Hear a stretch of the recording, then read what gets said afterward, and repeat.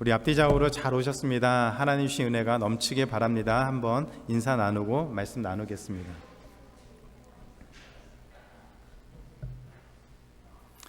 역시 상윤이가 제일 열심히 인사해요.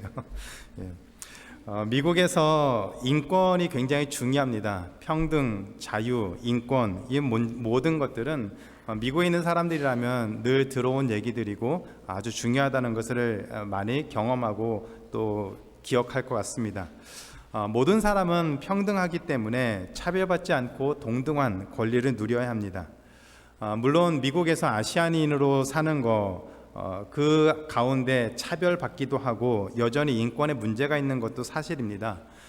그럼에도 불구하고 많은 사람들이 인권에 관심을 갖고 그래도 차별을 적게 하려고 또 수고하고 애쓰는 그런 모습들을 볼 때마다 참 감사하고 긍정적인 생각이 듭니다. 이런 삶에 익숙한 또 이런 환경과 이런 삶에 익숙한 우리들에게 오늘 우리가 읽은 말씀은 좀 낯설게 느껴지기도 합니다. 예수님이 우리가 알고 있는 그 예수님의 모습과 상당히 다른 모습으로 보여지기 때문에 낯설기도 하고 이해가 안 되는 것도 있습니다.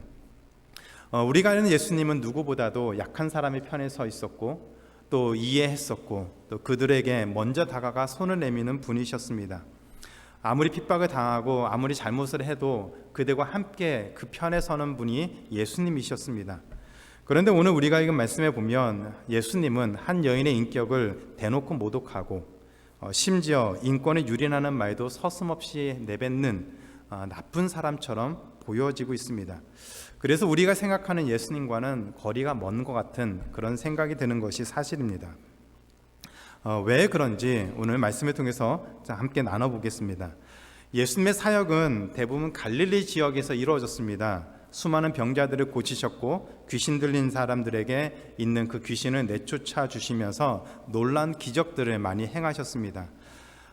그런 기적들로 인해서 많은 사람들이 예수님에게 찾아왔죠. 마가복음 3장 8절에 보면 이 예수님에 대한 소문이 두로와 시돈 지역, 오늘날의 레바논 지역인데 시리아와 레바논 지역인데 이 지역에까지 예수님에 대한 소문이 나서 그곳에 살고 있는 사람들도 병이 든 사람이든지 귀신이 들린 사람이든지 이 갈릴리 지역으로 예수님을 찾아왔습니다.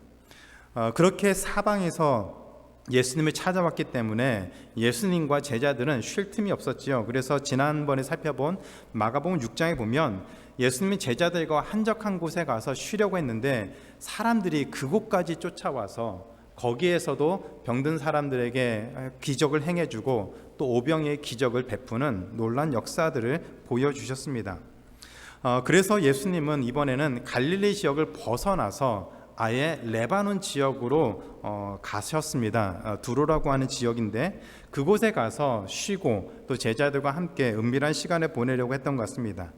그런데 이미 이 두로 지역에도 예수님에 대한 소문이 많이 퍼졌기 때문에 예수님이 그 지역에 왔다고 하는 그 소문이 순식간에 그 지방에 퍼졌습니다. 예수님이 두로에 오셨다는 소문을 듣고 더러운 귀신이 들린 딸을 가진 한 여인이 즉시 그 소문을 듣자마자 예수님을 찾아왔다라고 했습니다. 그리고 예수님의 발 아래 엎드려서 자신의 딸에게 들어간 그 귀신을 내쫓아 달라고 간절히 간구했습니다. 마가복음은 이 여인을 26절에서 이렇게 소개를 합니다. 이 여인은 헬라인이고 수로보니게의 족속이었다라고 얘기합니다. 그 말은 이방인이라는 얘기입니다. 유대인이 아니고 이방 사람이었습니다. 당시 이방인이라고 하는 것은 하나님의 은혜에서 제외된, 하나님의 은혜를 받을 자격이 없는 사람이라는 그런 인식이 있었습니다. 유대인들은 그래서 자신들을 선민, 하나님의 선택된 백성이고 그 외의 민족들, 사람들은 하나님의 은혜를 받을 자격이 없는 그런 이방인으로 제외를 시켰습니다. 더 나아가서 7장 21절에 보면은 예수님은 사람을 더럽게 하는 것이 우리가 먹는 음식 때문에 몸이 더러워지는 것이 아니라고 하셨습니다. 사람이 더러워지는 것은 그 안에 있는 악한 생각, 더러운 것으로 인해서 사람이 더러워진다라고 얘기를 했습니다.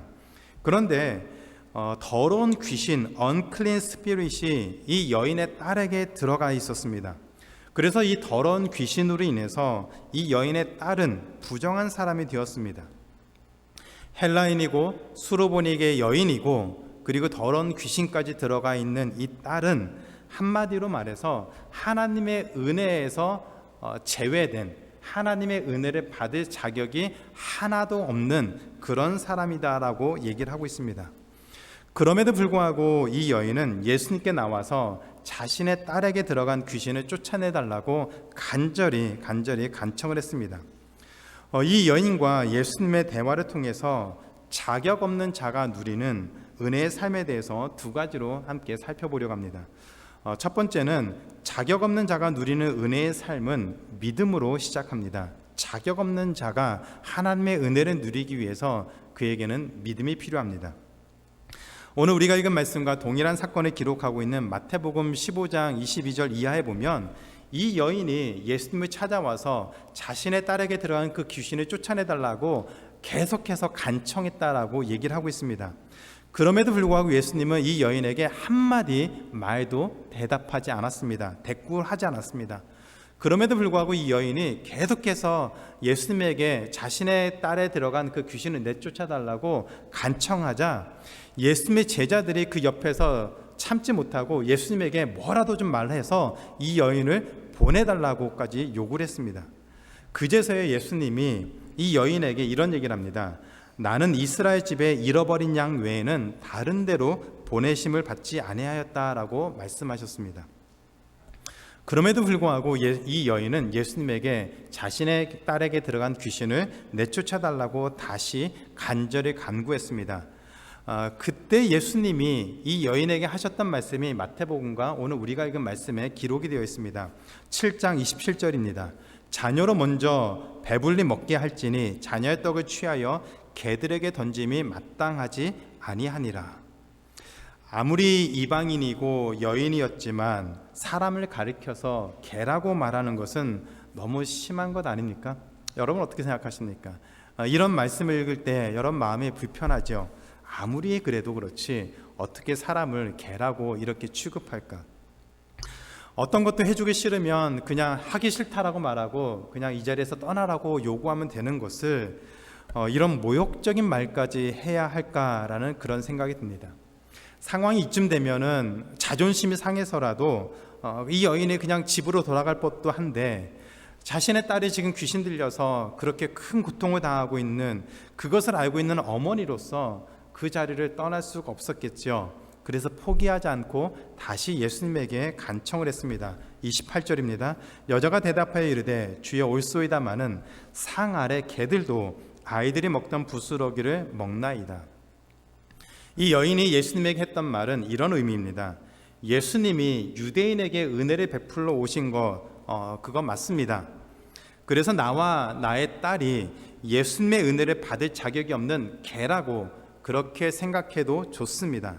그런데 개들도 주인이 먹다 남은 그 음식의 부스러기를 먹는 것처럼 예수님이 유대인에게 베푸시는 많은 은혜들을 그 베푸신 다음에 그 옆에 떨어지는 부스러기 같은 은혜라도 우리에게 주면 우리는 그것으로도 족합니다. 아주 대단한 은혜, 대단한 기적을 베풀어 주시지 않으셔도 정말 부스러기 같은, 다른 사람들은 거들떠보지 않는 그런 부스러기 같은 은혜만 베풀어 주셔도 우리는 만족합니다. 감사합니다. 그런 얘기입니다. 이런 고백을 하는 여인의 믿음은, 여인의 모습은 어떤 것일까요? 이런 고백을 할 수 있는 이 여인의 모습은, 믿음은 어떤 것일까요? 이 여인은 예수님이 두레에 오셨다는 그 소문을 듣자마자 곧바로 예수님을 찾아왔다고 했습니다. 예수님이 유대인들을 위해서 수많은 병자들과 귀신들을 내쫓은 그 사건들을 듣고서 예수님이 자신의 딸에게 들어간 그 귀신을 내쫓을 수 있다는 분명한 확신을 가지고 예수님을 찾아왔습니다.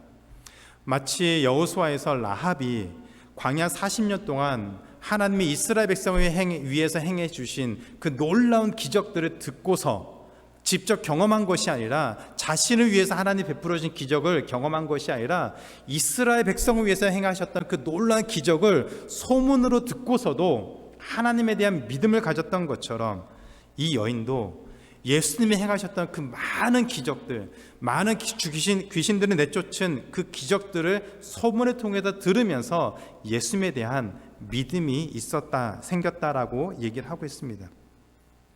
그뿐만이 아니었습니다. 이 여인의 믿음은 우리가 생각하는 것 이상의 믿음을 가지고 있었습니다.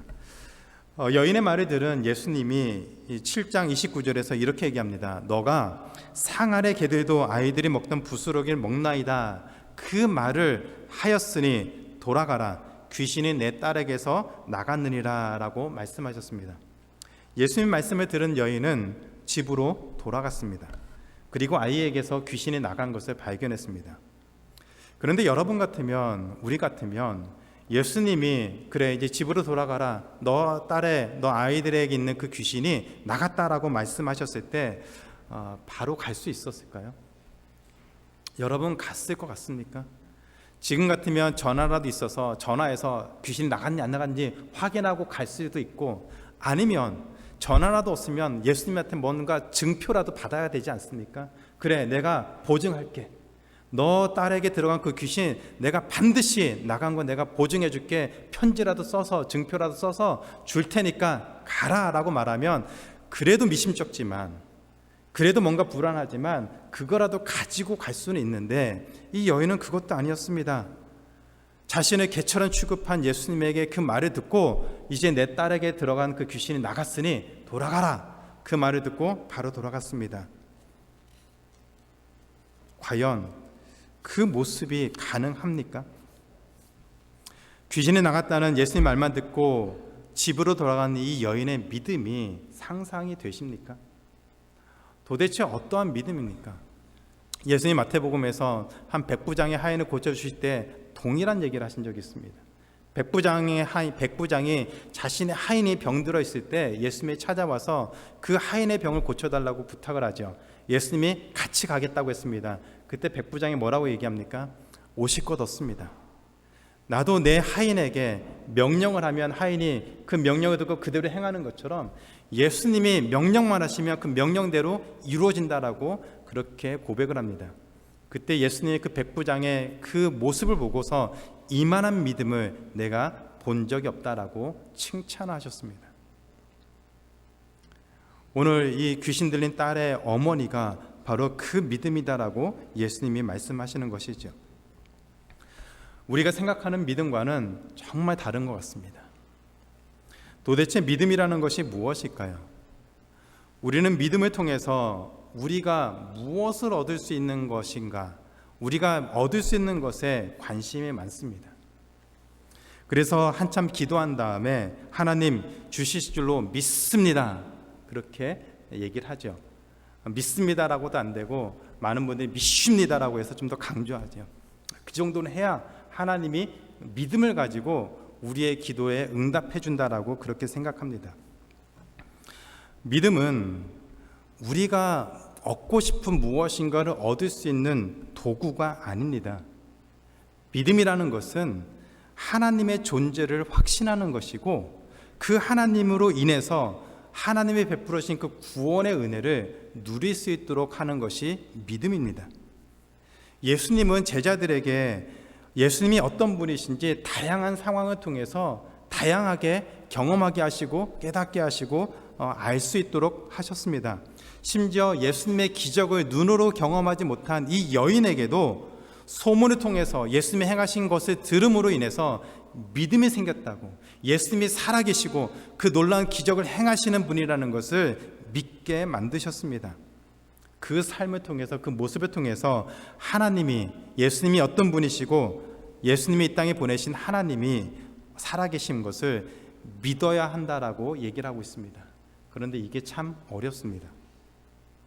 우리가 믿는다는 말은 참 자주 하고 많이 하는데, 그럼에도 불구하고 우리는 하나님의 살아계심을 믿는다, 그것을 실제로 확신하고 살아가는 경우가 참 적은 것 같습니다. 그리고 눈에 보이지 않는 하나님보다 눈에 보이는 사람과 세상의 방법들을 더 신뢰하고 오히려 더 확신하고서 살아가는 것들을 경험하게 되죠. 믿음이 있는 것처럼 말하지만 실제로는 하나님에 대한 믿음이 없고 인간적인 생각으로 가득한 것이 우리의 솔직한 모습이 아닐까 그런 생각을 해봅니다. 도깨비 방망이처럼 우리의 소원을 들어주는 그런 요셉 방망이처럼 우리가 믿음을 생각하고 믿음을 다룬다면 우리는 온전한 믿음을 가지고 신앙생활하는 것이 아닙니다. 믿음은 어떤 상황 가운데서도, 우리가 처한 어떤 환경 가운데서도, 어떤 고난 가운데서도 하나님이 살아계신 것을 고백하고 하나님을 바라보며 나아가도록 만드는 것이죠. 그래서 믿음이 없이는 하나님의 자녀는 이 땅을 살아갈 수가 없습니다. 우리에게 믿음이 없으면 우리는 하나님이 살아계신 것을 확신할 수도 없고 그 은혜를 누리면서 살아갈 수도 없습니다. 그래서 시편 23편에서 다윗은 이런 고백을 합니다. 여호와는 나의 목자시니 내가 부족함이 없으리로다. 하나님이 살아계셔서 나의 목자가 되시고 내 삶을 지키시고 인도하시면 그것으로 나는 부족한 것이 없습니다. 근데 우리는 하나님이 나의 목자여도 우리는 부족한 것이 많다라고 고백하죠. 그리고 그 부족함을 채우기 위해서 우리는 믿음을 사용해서 하나님 달라고 때를 쓰고 믿습니다라고 그렇게 강조하면서 얘기를 합니다. 그런데 오늘 우리가 보고 있는 이 여인은 그것이 믿음이 아니라고 얘기합니다. 예수님이 말씀하신 대로 이루어지는 것, 그것이 이 여인이 고백한 믿음이었습니다. 하나님이 살아계시다는 것을 분명하게 믿고 우리의 연약함에도 불구하고 이 세상을 담대히 살아갈 수 있는 그 믿는 자리까지 나아가야 됩니다. 우리가 수고하고 애를 쓰는 것, 그것은 해야 됩니다. 그러나 우리의 수고와 애쓰는 것과 노력과 경험보다 하나님이 우리에게 주시는 그 은혜가 더 큰데 그 은혜를 누리기 위해서는 하나님이 살아계신 것을 우리가 의심하지 않고 분명하게 믿어야 됩니다. 그래야 우리가 하나님의 은혜를 누리면서 이 세상을 살아갈 수가 있습니다. 한 주간 동안 우리의 모습을 한번 돌아보는 시간을 꼭 가지셨으면 좋겠습니다. 우리의 모습을 돌아보면서 내가 정말 하나님을 온전하게 믿고 있는 것인가? 하나님이 정말 살아서 우리 삶 가운데서 역사하시는 분이신가? 이 온 우주 만물을 창조하시고 지금도 살아서 우리의 삶을 지키시고 인도하시는 분이신가? 다시 한번 돌아보시면서 그 하나님에 대한 믿음을 고백하는 자리로 나아갈 수 있는 우리 모두가 되기를 주님의 이름으로 축원합니다. 두 번째로, 자격 없는 자가 누리는 은혜의 삶은 구하는 것으로부터 시작을 합니다. 구해야 합니다. 예수님은 헬라인이고 수로보니게 여인의 모습을 통해서 믿음이 무엇인가에 대해서 다시 한번 예수님의 제자들에게 보여주셨습니다. 그리고 더 나아가서 자격 없는 여인도 은혜를 누릴 수 있다는 사실을 가르쳐주고 있습니다. 자격 없는 여인도 은혜를 누릴 수가 있습니다. 자격 없는 자가 은혜를 누린다는 말은 사실 당연한 말입니다. 그것은 아주 당연한 말입니다. 자격이 있는 사람은 은혜를 받지 않습니다. 그렇죠? 자격이 있는 사람은 자신의 수고한 대가를 당당하게 누릴 수가 있습니다. 예를 들어서 여러분이 한 달 동안 열심히 일을 했는데 고용주가 여러분에게 페이를 하지 않으면 그것은 잘못된 것이죠. 여러분 당당하게 내가 일하는 것에 대한 대가를 달라고 요구할 권리가 있습니다. 그것은 은혜라고 얘기하지 않습니다. 은혜라고 얘기하는 것은 받을 자격이 없는데 그것을 받을 때 우리는 은혜라고 얘기를 합니다. 자격이 없는 사람이니까 그 사람이 무엇인가를 받는다는 것은 은혜라는 말로밖에는 설명이 되지 않습니다. 그러면 자격이 없는 사람은 모두 은혜를 받을 수 있는 것일까요? 자격이 없는 사람이 받는 것은 은혜인데 그러면 자격이 없는 모든 사람은 다 은혜를 받을 수 있는 것일까요? 그것은 아닙니다. 두로 지방에 보면 귀신 들린 사람이 많이 있었다고 했습니다. 마가복음 3장에도 두로와 시돈 지역에서 병든 자와 귀신 들린 자가 많이 있어서 거기에서도 사람들이 이 갈릴리 지역으로 예수님을 찾아왔다고 했습니다. 이 수로보니게 여인의 딸만이 아니라 그 당시에 많은 사람들이 병에 걸려서 고통당하고 귀신에 들려서 정말 절박한 절망적인 상황 가운데 처해 있었습니다. 이 여인만 은혜가 필요한 것이 아니라 다른 많은 사람들도 그런 은혜가 필요했습니다. 그런데 왜 수로보니게 여인에게만 하나님의 은혜가 주어졌을까요? 자신의 상황을 해결할 수 있는 그 분은 예수님밖에 없다는 것을 알고 예수님에게 은혜를 구하는 자리로 나왔기 때문입니다. 예수님의 은혜 없이는 고통과 절망밖에 없다는 것을 알았기 때문에 은혜 받기를 간절히 구했습니다. 그리고 예수님에게 나와서 간절히 은혜를 구했습니다. 그리고 예수님은 은혜 받을 자격이 없었던 이 여인에게 놀라운 은혜를 베풀어 주셨습니다. 저는 이 여인이 받은 그 은혜를 보면서 참 우리에게도 동일한 은혜가 주어진다라고 생각을 합니다. 우리 역시 은혜 받을 자격이 없는 사람입니다. 우리가 떳떳하게 하나님에게 하나님 내가 이런 거 있으니까 하나님 은혜 주셔야 됩니다라고 요구할 수 있는 자격이 있습니까? 우리가 지금까지 신앙생활하면서 해왔던 많은 것들, 교회를 섬겼던 것들, 나름대로 열심히 기도했던 것들, 나름대로 충성을 다해서 했던 그런 것이 하나님에게 하나님 이만큼 했으니까 나에게 은혜 주셔야 됩니다라고 요구할 수 있는 그런 권리와 같은 것이 있습니까? 없습니다. 오히려 우리는 우리의 부족함과 연약함에도 불구하고 하나님이 주시는 더 많은 은혜를 누리고 있습니다. 그래서 우리는 은혜를 누리는 것이 감사한 것이죠. 그런 우리에게 하나님은 은혜를 구하라고 하셨습니다. 그것도 담대하게 구하라고 하셨습니다. 히브리서 4장 16절에 보면은 히브리서 기자가 이런 얘기를 합니다. 그러므로 우리는 긍휼하심을 받고 때를 따라 돕는 은혜를 위하여 얻기 위하여 은혜의 보좌 앞에 담대히 나아갈 것이니라. 이 말은 은혜를 담대하게 구하면 하나님이 은혜를 주시겠다고 하는 약속이 담겨 있습니다. 은혜를 구하겠다고 하고 구하라고 하고 은혜를 구했는데 하나님이 주시지 않으면 그건 하나님의 거짓말한 것이죠. 그런데 하나님 우리에게 은혜를 구하라, 그것도 담대하게, 속된 말로 해서 뻔뻔하게, 은혜 받을 자격이 없음에도 불구하고 뻔뻔하게라도 은혜를 구하면 은혜를 주시겠다라고 약속을 하셨습니다. 그래서 우리는 은혜를 구할 수가 있습니다. 뻔뻔하게. 은혜 받을 자격이 없지만 하나님이 우리에게 주신 그 사랑으로 인해서 하나님의 자녀가 되었고, 그것으로 인해서 우리에게 자격은 없지만 은혜를 구할 수 있는 그 자리에 나아갈 수 있게 되었다라고 얘기를 합니다. 가끔 전도를 하다 보면 그런 분들이 있습니다. 예수님 믿으세요. 그렇게 하면 그분들도 많이 들어봐서 이런 얘기를 합니다.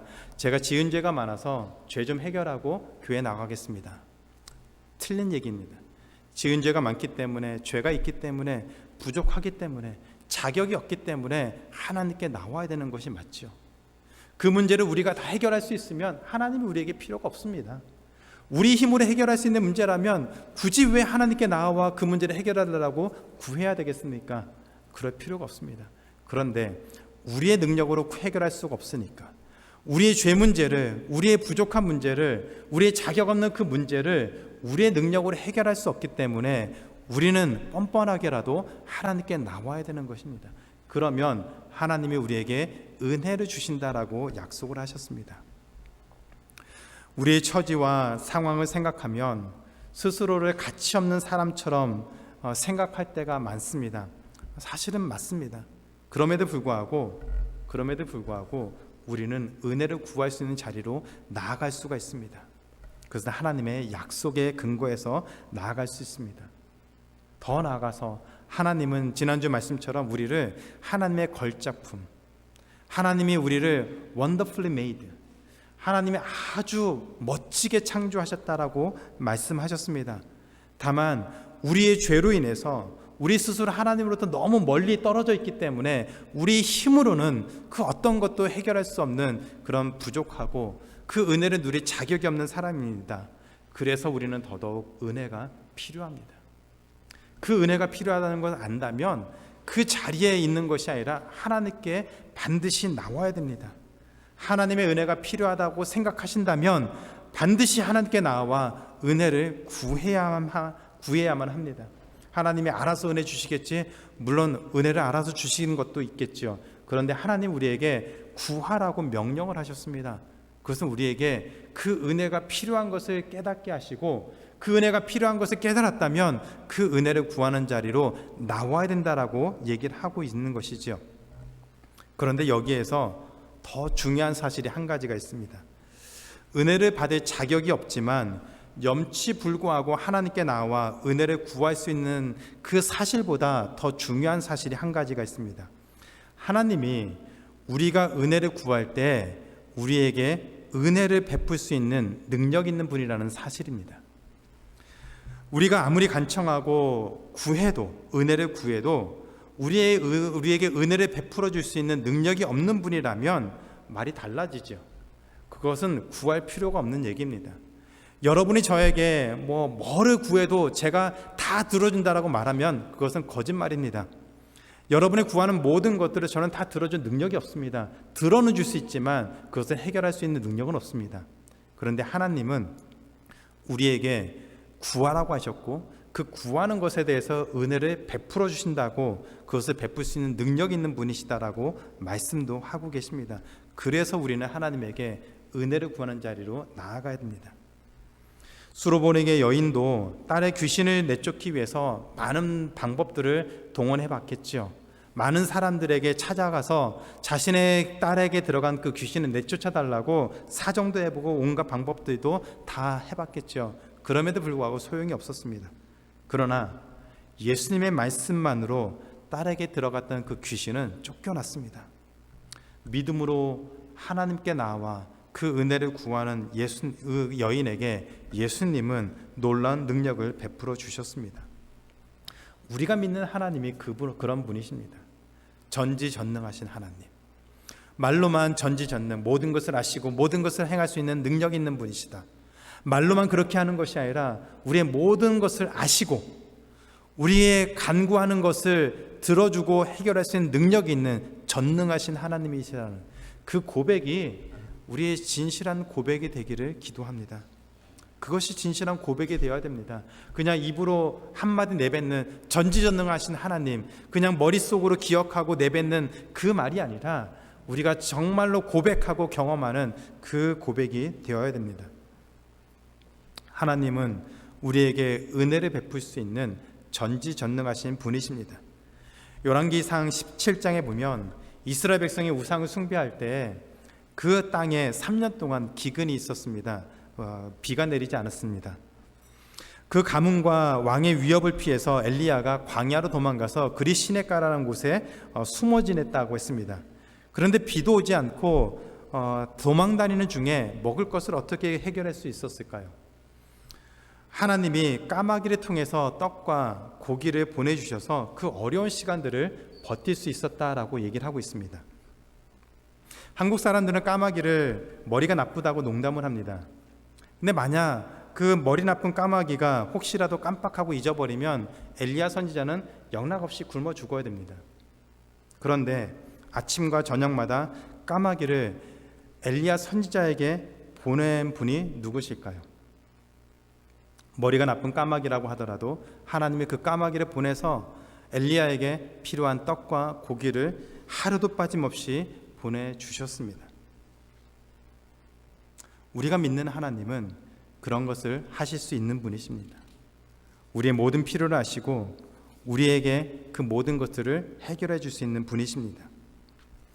만약 우리가 하나님께 은혜를 구하고 그 자리에 나아갔음에도 불구하고 하나님 우리의 소원대로, 우리 기도대로 들어주시지 않는 것은 우리에게 그것이 필요하지 않기 때문입니다.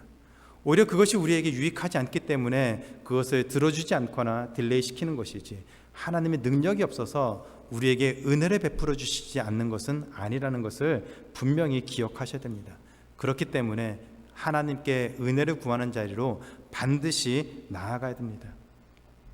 하나님은 우리가 궁핍하고 공고한 상태로 살도록 내버려 두시지 않습니다. 오히려 그 삶 가운데서도 믿음으로 버티면서 하나님의 은혜를 누리는 그런 삶을 살도록 요구하고 지금도 우리를 부르고 계십니다. 그러나 하나님을 믿고 은혜를 구하는 자리를 포기하지 마시고 오히려 더 적극적으로 은혜를 구하는 자리로 나아가셔야 됩니다. 수로보닉의 여인이 예수님 말씀을 듣고 의심 없이 집으로 돌아가서 귀신으로부터 회복된 그 딸을 볼 수 있었던 것처럼 하나님이 우리에게 베풀어 주시고 우리에게 은혜를 베풀어 주시기를 작정하셨다는 그 사실을 믿으시고 우리 삶 가운데서 하나님이 함께 하시는 그 은혜를 구하는 자리를 포기하지 마시고 나아가고 그 은혜를 누리며 하루하루 살아가는, 또 집으로 또 직장으로 세상으로 보냄받은 자로 살아가는 우리 모두가 되기를 주님의 이름으로 축원합니다. 이제 말씀 맺겠습니다. 혹시 지금까지 살아온 모습 때문에 자신을 보면서 나는 하나님의 은혜를 받을 자격이 없는 부끄러운 사람이다라고 생각해 보신 적이 있으십니까? 만약에 여러분이 그런 생각 가졌다면 그것은 틀린 얘기입니다. 하나님은 그런 우리를 사랑하셨고 그런 자격 없는 우리에게도 은혜를 베풀어 주시기를 원하신다는 것을 기억하셔야 됩니다. 이렇게 사는 나에게, 때로는 하나님 보시기에 부끄러운 모습 사는 나에게 하나님의 은혜를 베풀어 주실까? 네, 베풀어 주십니다. 우리가 예수 그리스도를 믿음으로 고백하고 우리 죄를 고백하고 하나님의 은혜의 보좌 앞에 담대히 나아가면 하나님은 그런 우리에게도 은혜를 반드시 베풀어 주십니다. 우리 삶의 모습이 좀 불편하고 또 때로는 어려움이 생겨도 하나님의 자녀로서의 정체성이 없어지는 것은 아닙니다.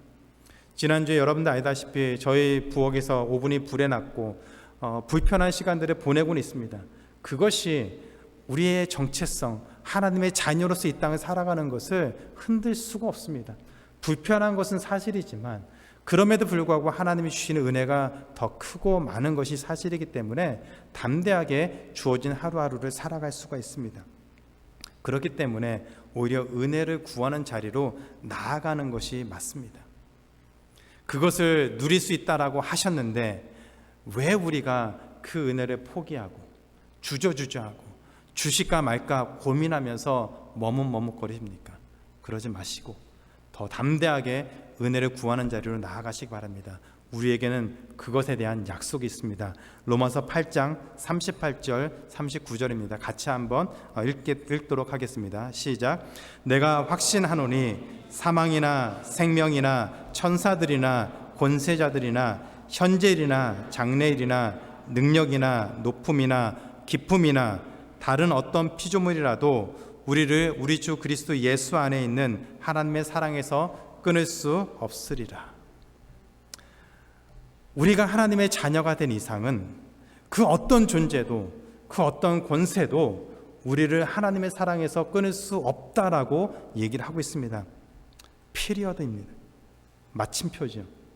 더 이상 추가된 것이 없습니다. 어떤 것을 되놔도 어떤 것을 갖다 대도 우리를 하나님의 사랑에서 끊을 수 있는 것이 없다. 끝입니다. 우리는 그러한 사랑을 받은 존재입니다. 우리 스스로 생각하면 자격 없는 존재이지만 그런 우리를 하나님이 사랑하셨기 때문에 그 사랑 때문에 우리는 하나님의 은혜를 누릴 수 있는, 그 은혜를 누릴 수 있는 자리로 나아갈 수가 있습니다. 그런 사랑과 은혜를 기억하시고 한 주간 세상을 향해서 담대하게 하나님의 자녀로 살아갈 수 있는 우리 모두가 되기를 기도합니다. 같이 한번 저를 따라해 보시기 바랍니다. 까불지 마라. 네, 좀 큰 소리 한번 해보겠습니다. 까불지 마라. 이래봬도 내가 하나님의 자녀다. 네, 기억하시기 바랍니다. 우리 어떤 상황 가운데 처해도 우리가 어떤 형편이 되어도 우리는 하나님의 자녀입니다. 그 사랑에서 우리를 끊을게 만들 수 있는 그 어떤 존재도 없다는 것을 기억하시고 한 주간 하나님의 자녀로서 승리하는 우리 모두의 삶이 되기를 주님의 이름으로 축원합니다.